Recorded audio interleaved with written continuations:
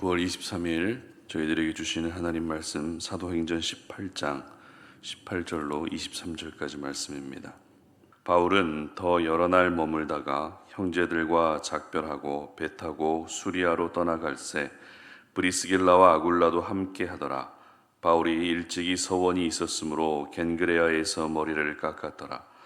에베소에 와서 그들을 거기 머물게 하고 자기는 회당에 들어가서 유대인들과 변론하니 여러 사람이 더 오래 있기를 청하되 허락하지 아니하고 작별하여 이르되 만일 하나님의 뜻이면 너희에게 돌아오리라 하고 배를 타고 에베소를 떠나 가이사랴에 상륙하여 올라가 교회의 안부를 물은 후에 안디옥으로 내려가서 얼마 있다가 떠나 갈라디아와 부르기아 땅을 차례로 다니며 모든 제자를 굳건하게 하니라. 아멘.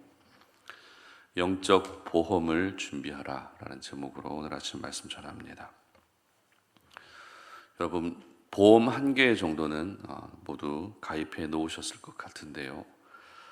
보험이라는 것은 앞으로 일어날 어떤 사고나 일어날 일들에 대해서 미리 대비하는 것이죠. 그래서 보험의 종류도 점점 다양해지고 있습니다. 가장 기본적으로 우리에게 익숙한 보험은 생명보험이라든지 실손보험 이런 게 있겠죠.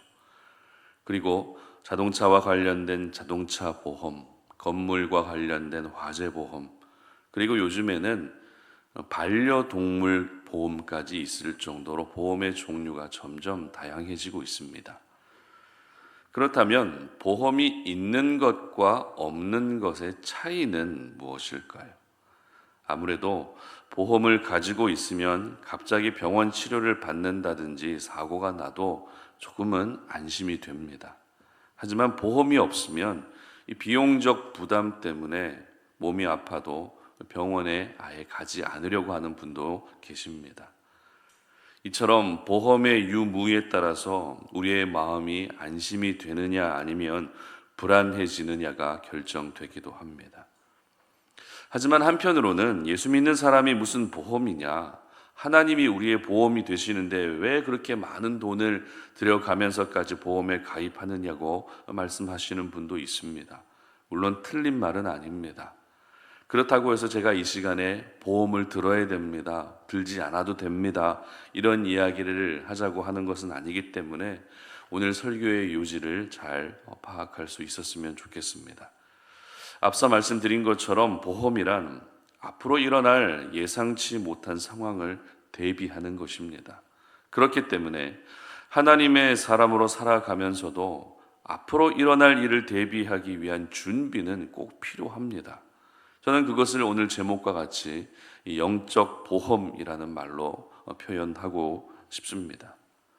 오늘 본문은 사도 바울의 2차 전도 여행의 마지막과 3차 전도 여행의 시작을 함께 기록하고 있습니다. 약 4년에 걸친 2차 전도 여행의 마지막 장소는 에베소였는데요. 물론 에베소 다음으로 가이사랴, 예루살렘 이런 지역에도 들르긴 했지만 전도의 목적으로 방문한 2차 전도 여행의 마지막 행선지는 바로 에베소였습니다. 에베소는 우리가 잘 알고 있는 에베소서의 배경이 되는 그런 지역입니다.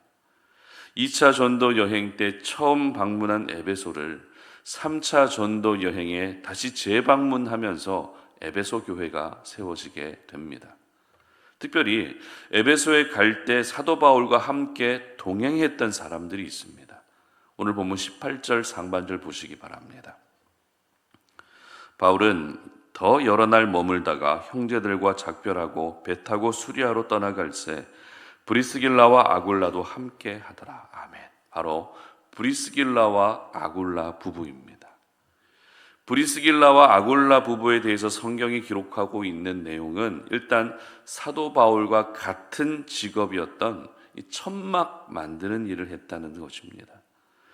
우리가 같은 공동체 안에서, 한 공동체 안에서 나와 똑같은 직업을 가진 사람을 만나면 어떻습니까? 왠지 더 반갑고 친근감이 가지 않습니까? 그리고 교회가 더 성장하게 되면 같은 직업군의 성도님들의 모임이 만들어집니다.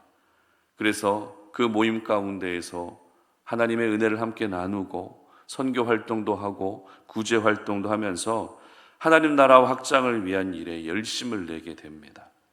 그렇다면 같은 직업군의 성도들의 모임이 만들어질 수 있는 이유가 무엇일까요? 단순히 직업이 같기 때문에 그럴까요? 그렇지 않습니다. 같은 직업군이 모이게 되면 그만큼 서로의 고충과 어려움을 잘 알고 있기 때문에 공감대가 만들어지고, 그래서 그 모임이 쉽게 만들어질 수 있는 것입니다. 모임 안에서 서로 좋은 이야기를 주고받고 위로해주고 격려해 줍니다. 어떤 어려움을 겪고 있다면 그 어려움을 어떻게 해결해 나가야 되는지 자신의 경험담을 이야기해 주기도 합니다. 그리고 이 모임이 교회 공동체 안에서 모여지는 모임이기 때문에 함께 힘을 모으고 또 마음을 모아서 하나님이 기뻐하시는 사역을 감당하게 되는 것입니다. 그런 점에서 사도 바울과 브리스길라와 아굴라 부부는 같은 직업을 가지고 있었기 때문에 서로에 대한 이해뿐만 아니라 서로 통하는 부분이 굉장히 많았을 겁니다. 그런 부부가 2차 전도 여행의 마지막 행선지였던 에베소에 동행했다는 것은 사도 바울의 입장에서는 천군만마를 얻은 것과 다르지 않았을 겁니다.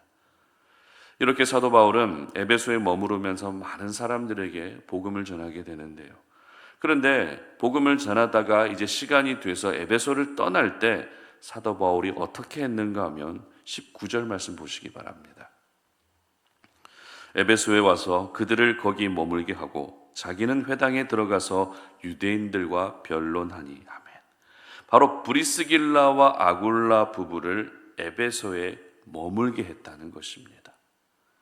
그렇다면 사도 바울이 에베소에 이 귀한 동역자를 남겨둔 이유가 무엇일까요? 계속해서 전도 여행의 여정 가운데 함께 데리고 가는 것이 더 힘이 됐을 텐데 왜 함께하지 않고 에베소에 머물게 했던 것입니까? 20절 말씀 보도록 하겠습니다. 여러 사람이 더 오래 있기를 청하되 허락하지 아니하고. 바로 사도 바울 자신은 에베소에 계속 머물러 있을 수 있는 상황이 아니었기 때문입니다. 작별의 시간은 가까워 오고 있는데 에베소 사람들은 사도 바울에게 더 머물러 달라고, 더 우리가 있는 곳에 머물러서 말씀을 가르쳐 주시고 말씀을 전해 달라고 이와 같은 부탁을 하고 있는 난처한 상황이었기 때문입니다. 마음 같아서는 더 머무르고 싶지만 다시 안디옥 교회로 돌아가서 선교 보고도 해야 되고 또 재정비해서 3차 전도 여행을 떠나야 되는 여러 가지 계획이 있었기 때문에 그들의 부탁을 들어주지 못했던 것입니다. 결국 이렇게 되면 마음이 제일 미안해지고 불편해지는 사람은 사도 바울 자신이겠죠. 말씀을 더 듣고 싶어서 머물러 달라고 부탁하는 에베소 사람들에게 이 미안한 마음이 커질 수밖에 없는 것입니다.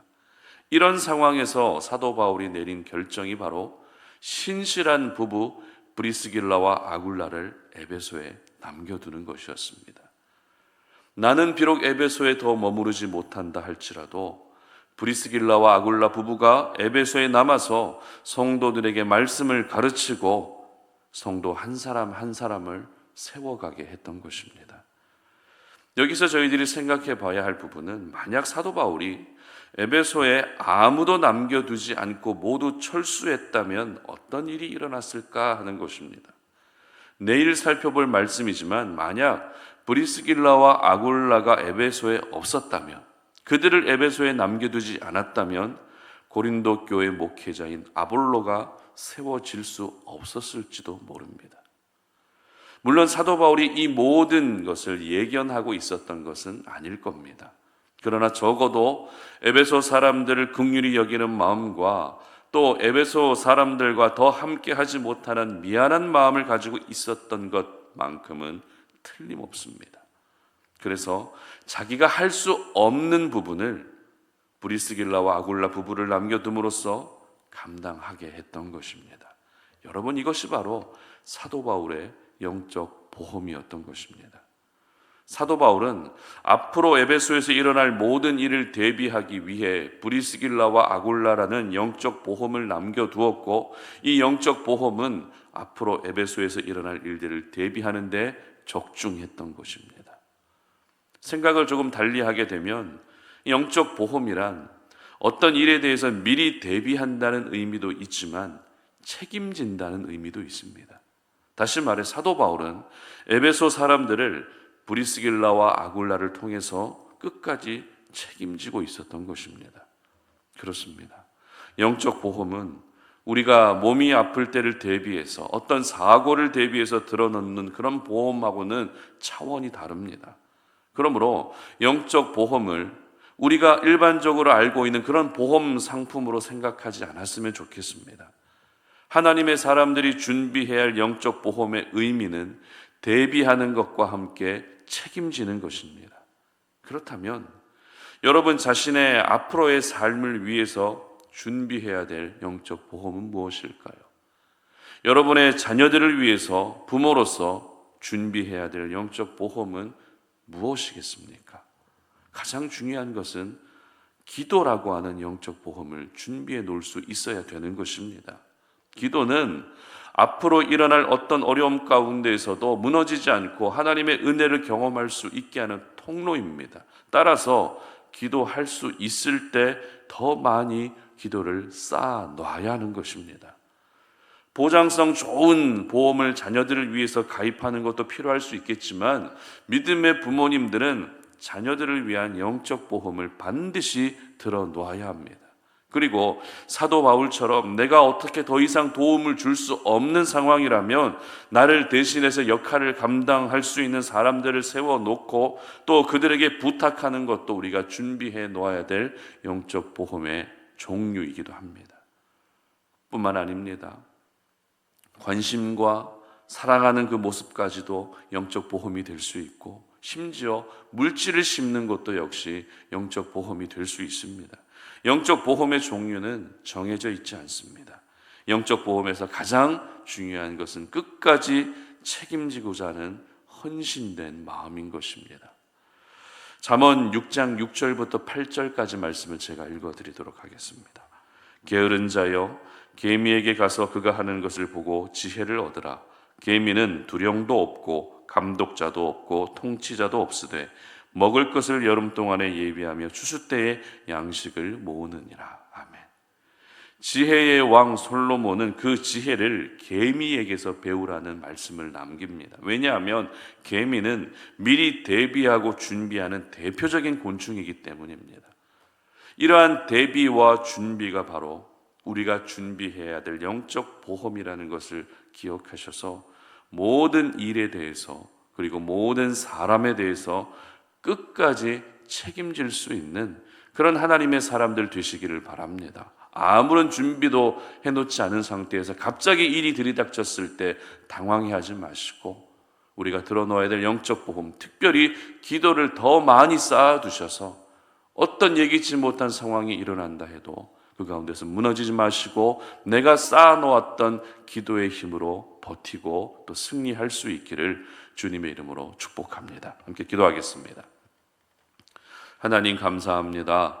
오늘 우리가 하나님의 거룩한 말씀 앞에 우리의 모습을 돌아보며 나는 과연 하나님 앞에서 어떤 영적 보험을 들어놓고 있는지를 돌아보게 됩니다. 아버지 하나님, 아무런 준비도 없이 아무 대비도 없이 그냥 막연하게 살아가는 우리의 모습이 되지 않게 하시고 하나님께서 우리에게 지혜를 주셔서 내가 들어놓아야 될 영적 보험은 무엇인지를 늘 고민하게 하시고 무엇보다도 기도할 수 있을 때 더 많은 기도를 쌓아놓는 그런 지혜로운 하나님의 사람들 되게 하여 주시옵소서. 감사드리며 예수님의 이름으로 기도드립니다. 아멘.